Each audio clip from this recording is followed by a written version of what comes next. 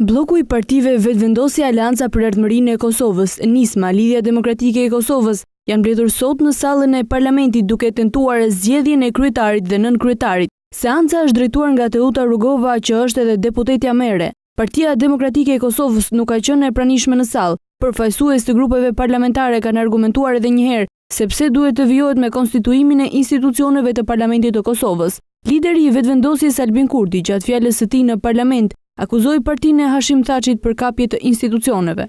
Afera Pronto, skandali pasaportave, vjedhja në dhomat e dëshmive, vjedhja e mbi 30 kg ari në polici, rrahja e policëve nga djemt e Grabovcit, plani Bansko, kampet e Hungarisë dhe shatorrat e Francës me azil kërkues nga Kosova. Ndërsa ish kryetari i Kuvendit të Kosovës, njëherësh dhe kryetari i Këshillit Kombëtar të Nisma për Kosovën Jakub Krasniqi, deklaroi se Partia Demokratike e Kosovës duhet të lëshoj rrugën për krijimin e qeverisë së re. Pothuajse asnjë fotografi pozitive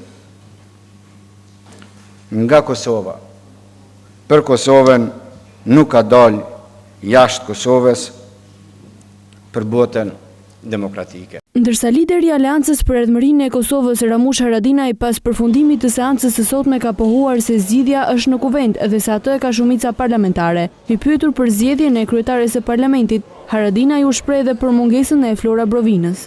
Nuk kem bë diskutim të tillë, për zaventsu, në fakt nuk na ka mungu fare sot. Flora Brovina shumë mirë udhëheqi Teuta. Kjo është hera e dytë që bloku i partive Vlan tenton të mbledh parlamentin pa praninë e Partisë Demokratike të Kosovës dhe pa miratimin e deputetes më të vjetër të kuvendit, që është edhe kryetaria në detyrë, Flora Brovina. Nga data 8 qershor, Kosova ka dështuar në ngritjen e institucioneve të parlamentit dhe më pas të qeverisë.